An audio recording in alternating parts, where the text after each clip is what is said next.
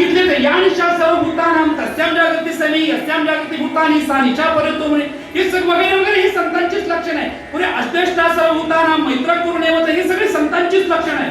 ही सगळी संतांची लक्षण आहे. भगवंताने अर्जुनाला संतांची लक्षणं सांगितले. अनेक पुराणामध्ये व्यासांनी जगाला संतांची लक्षणं सांगितले आणि अनेक संतांनी जगाला संत वाङ्मयाच्या माध्यमातूनही संतांची लक्षणं सांगितली.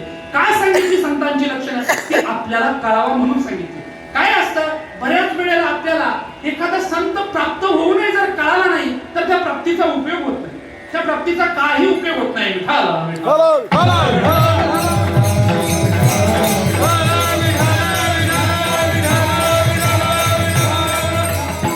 संतांचा महिमा कळणं हे अत्यंत आवश्यक आहे, अत्यंत गरजेचं आहे. जर आपल्याला संतांचा महिमा कळाला नाही, संत आपल्याला प्राप्त झालेले पण जर महिमा कळत नसेल, त्यांचं महात्म्य आपल्याला कळालं नाही तर त्या संतांच्या प्राप्तीचा आपल्याला पाहिजे तेवढा जीवनामध्ये उपयोग होत नाही. फार तर पंक्तीचा लाभ होतो.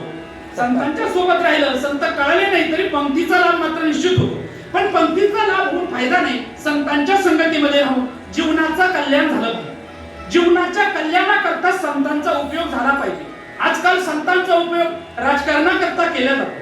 संतांचा उपयोग संत प्रतिष्ठेकरता केला जातो. संतांचा उपयोग धनप्राप्ती करता केला जातो. पण मला सांगा, संतांचा उपयोग हा यथार्थ आहे का? याला यथार्थ संतांचा उपयोग आपल्याला म्हणता येत नाही. संतांचा उपयोग एकच आहे, जर संतांच्या संगतीमध्ये राहून, संतांच्या जवळ राहून, संतांच्या अंगसंगामध्ये राहून जर आपल्या जीवनाचं कल्याण होत असेल तर तो सगळ्यात मोठा संतांच्या जीवनाचा आपल्या जीवनामध्ये झालेला लाभ आहे. विठ्ठल